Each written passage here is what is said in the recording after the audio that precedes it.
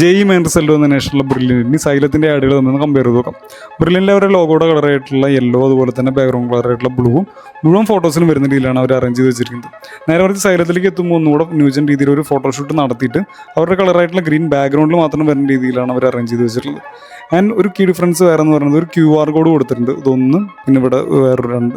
പക്ഷേ ബ്രില്യൻ്റെ കേസിൽ ഒരിക്കലും അങ്ങനെ ഒരു QR കോഡ് കാണാനായിട്ട് സാധിക്കില്ല. എന്ത് രീതിയിൽ ഏറ്റവും അക്സസിബിൾ ആക്കാൻ പറ്റുന്ന, ഫാസ്റ്റായിട്ട് ആൾക്കാരെ കൊണ്ട് അക്സസിബിൾ ആക്കാൻ പറ്റുന്ന ഒരു സംഭവമാണ് അവർ ഇവിടെ കൊടുത്തിട്ടില്ല. പിന്നെ ഏറ്റവും ഇമ്പോർട്ടൻ്റ് ആയിട്ടുള്ള കാര്യം എന്ന് പറയുന്നത് ഈ 2 പേരാണ്, അനന്തു ആൻഡ് ലിജേഷ് കുമാർ. പേഴ്സണൽ ബ്രാൻഡിങ്ങിന് ഏറ്റവും വലിയ ഇമ്പോർട്ടൻസ് ആണ് ഈ ആഡിൽ ഇവർ വരാനായിട്ടുള്ള കാരണം. പക്ഷേ ബ്രില്യൻ്റെ ആഡിൻ്റെ കേസിൽ അങ്ങനെ ഒരാളില്ല. അപ്പോൾ തന്നെ നോക്കി കഴിഞ്ഞാൽ ഇത് എന്തുകൊണ്ട് ഒരു പേഴ്സണൽ ബ്രാൻഡിങ്ങിന് ഇമ്പോർട്ടൻസ് എന്നൊക്കെ പറയുമ്പോൾ കുറേ ആൾക്കാർ ഇപ്പോൾ ആലോചിച്ചിരിക്കുന്നില്ല. ഇത് തന്നെയാണ് ഏറ്റവും വലിയ ഇമ്പോർട്ടൻസ്. ബ്രില്യൻ്റെ ഒപ്പം തന്നെ എൻട്രൻസ് കോച്ചിങ് റിസൾട്ടായിട്ട് തുടങ്ങിയതാണ് സൈലു. പക്ഷേ ഇന്ന് സൈലു സ്കൂളുണ്ട്, അതുപോലെ തന്നെ കൊമേഴ്സിന് വേണ്ടിയിട്ടുള്ള കോച്ചിങ് തുടങ്ങി. റീസെൻ്റ് ഒരു സൈലു IAS തുടങ്ങി. അത് ഇത്തരം പേഴ്സണൽ ബ്രാൻഡിങ് ഉള്ളതുകൊണ്ടാണ് അവർക്ക് ഇനിയും കാര്യങ്ങൾ ചെയ്യാനായിട്ട്. ഇപ്പോൾ IPL ഒക്കെ ലിസ്റ്റ് ചെയ്ത് പോലുള്ള കാര്യങ്ങൾ, അതിനേക്കാളും വലിയ കാര്യങ്ങൾ ചെയ്യാനും പറ്റുന്നത് ഇതുപോലെ പേഴ്സണൽ ബ്രാൻഡിങ് ഉള്ളതുകൊണ്ടാണ്.